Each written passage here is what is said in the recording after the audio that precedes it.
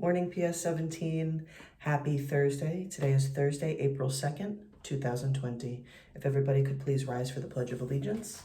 We're standing tall, we're facing our flag, hands are placed over our hearts. Salute, pledge. I pledge allegiance to the flag of the United States of America and to the republic for which it stands, one nation, under God, indivisible, with liberty and justice for all. Please remain standing tall for our school mission statement. Say it with me.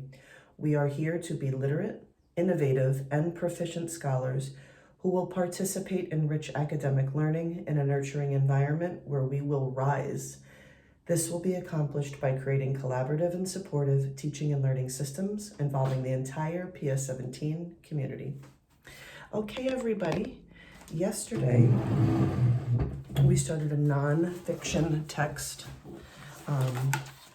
titled Rotten: Vultures, Beetles, Slime, and Nature's Other Decomposers. So remember when we started reading the book that we took a look at the table of contents, we took a look at the cover to kind of predict what some of this book was going to be about, some of the main ideas of this book. We talked about the idea of decomposition, and we sort of started relating that to Eureka Math, where you have a number on top and a number bond, and then you decompose that number into parts, right? And we started thinking about what the definition of decomposition is going to be when it relates to science and when it relates to something with the earth. So we also spoke a little bit about the circle of life. I'm going to read a little bit about decomposition, and then we're going to think through, we're going to do like, we're going to orient ourselves to a chapter that I found really interesting before we read it tomorrow. So let's read a little bit more about what decomposition is. You ready? What is decomposition anyway? Everything in the world, a beetle, a tree, a whale, is made up of atoms of elements such as carbon, oxygen, and nitrogen. Those are big words: carbon, oxygen, nitrogen. Think of a jigsaw puzzle. Think of a puzzle made up of a billion little pieces, tiny little pieces, and challenging and complex little pieces. Those pieces, those puzzle pieces, perfectly fit together. But what do you do with a puzzle when it's finished? You have to take it apart to use the pieces again. So there's an illustration of that. So it's like a picture of a whale, and it looks like the whale is in puzzle pieces, and now they're breaking the puzzle pieces apart. Decomposition is the process of breaking something down into pieces. Like with the number bond, we break a number into different parts or pieces. And as the bug, the tree, or the whale decomposes, all the billions of atoms that made up the puzzle piece are freed, ready to create new patterns. So I have a thought. We talked about a number and decomposing a number. From this part of the text, I'm seeing that animals and trees and other things, bugs, can also decompose. I wonder what that looks like when something living decomposes. Something that was once alive decomposes. That's interesting. Let's keep reading. Let's follow a single atom in the soil of a meadow, in the dirt of a meadow.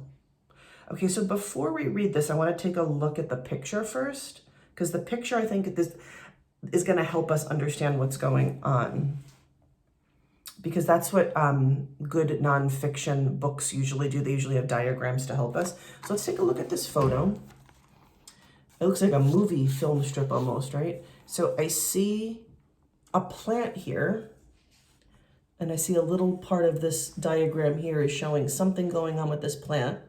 I see an animal, it looks like a deer, eating the plant. And then I'm noticing the skeleton of an animal. So maybe the deer dies, because animals die, right? And I'm looking here, and there's an arrow, and the arrow is pointing to the same thing that's happening with this plant. So let me go over that again. There's a plant.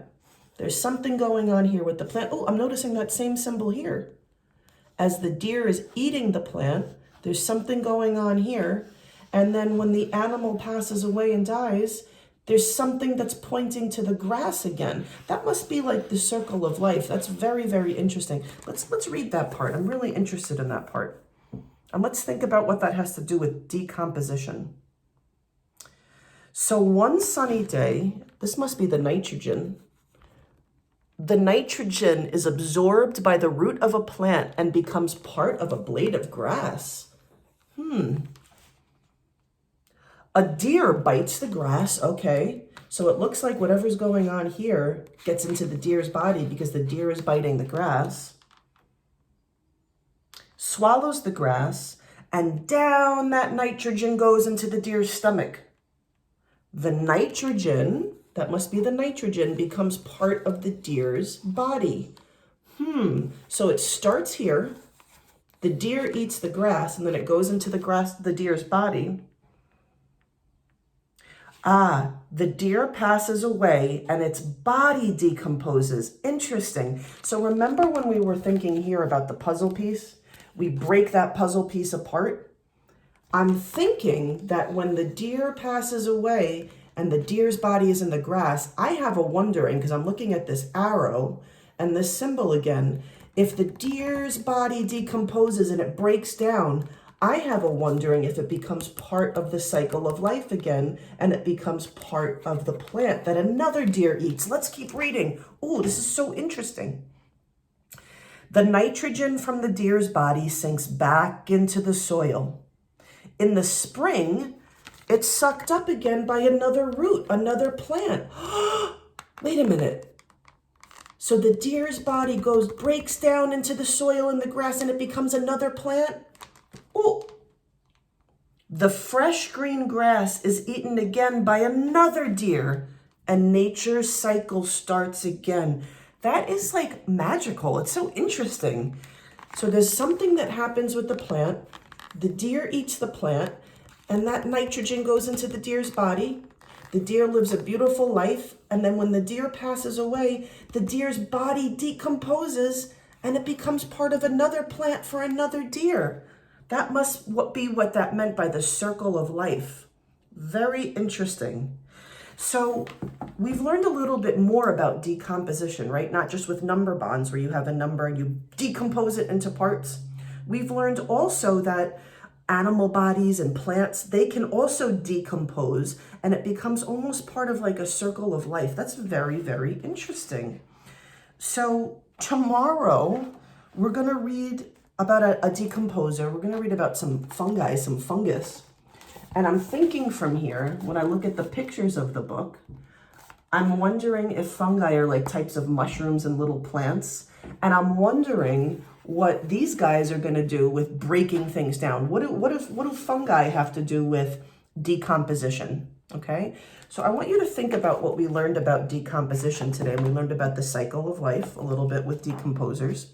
And tomorrow we're going to explore fungus and how fungi are a type of decomposer.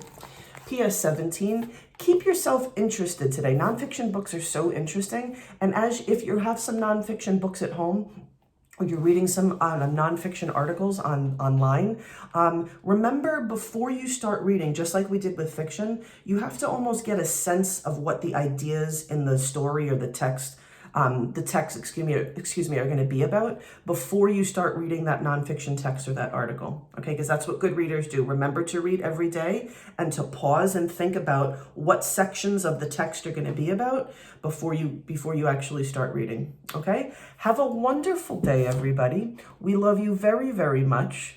And let's say it together. PS 17, have a wonderful day. And as always, we love you.